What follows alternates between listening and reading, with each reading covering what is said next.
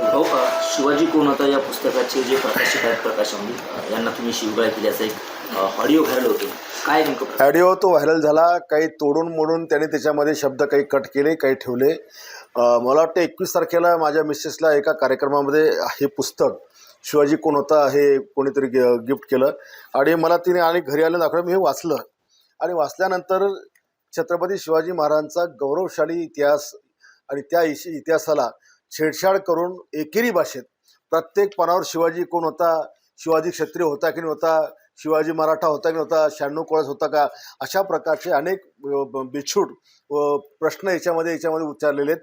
आणि त्याच्यामुळं मी त्याला फोन केला आणि फोन करताना मी त्यांना सुरुवातीला माझी स्टार्टिंग वाचा माझ्याकडे पण त्याची रेकॉर्डिंग. मी त्याला म्हणलं, प्रकाश भाऊ हे पुस्तक तुम्ही लिहिलं आहे का? तो म्हणे हो. प्रकाशन केलं का? म्हणे हो.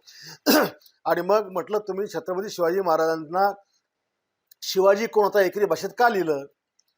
ते म्हणे पुस्तक फार जुनं आहेत म्हणे, ते यांनी अमुक अमुक लिहिलं. म्हणलं कोणी प्रकाशन कोणी केलं आहे? आणि प्रकाशन करताना तुम्हाला छत्रपती शिवाजी महाराज असा उल्लेख का तुम्ही केला नाही?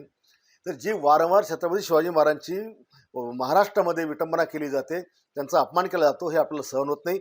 आणि मग बोलता बोलता तो म्हणे मी ब्राह्मण आहे म्हणून तुम्हाला असं बोलतं का? म्हटलं मी तुला बोललोय का तू कुठल्या जातीचा आहे?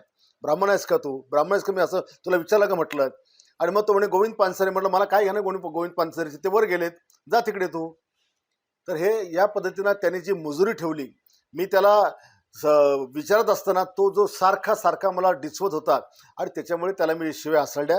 त्याला मी जीभ हासडायची जी काही भाषा वापरली, 100% अशा माणसाची जीभ हासडलीच पाहिजे. आणि अशा पुस्तकांमध्ये जिथे शिवरायांचा विकृत इतिहास किंवा एकेरी भाषा, आम्ही नाही या महाराष्ट्रात शिवरायांचा अपमान सहन करू शकत नाही, अशा प्रकारची पुस्तकं आम्ही वाचू शकत. आणि म्हणून ही पुस्तकं देखील अशा प्रकारची ज्याच्यामध्ये शिवरायांबद्दलचं जी विचित्र लिखाण आहे हे देखील नष्ट केलं पाहिजे.